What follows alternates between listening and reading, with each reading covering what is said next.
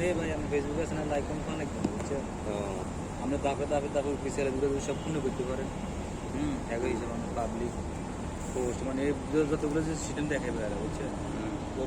প্রত্যেক আসাতে দাপে দাপে আমি রিসে উঠে যাবো like comment like comment subscriber লাগবে না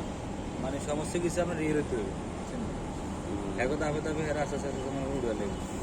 সেটা দিয়ে দিব স্টার দিয়ে দিব আমি সমস্ত কিছু করে দিব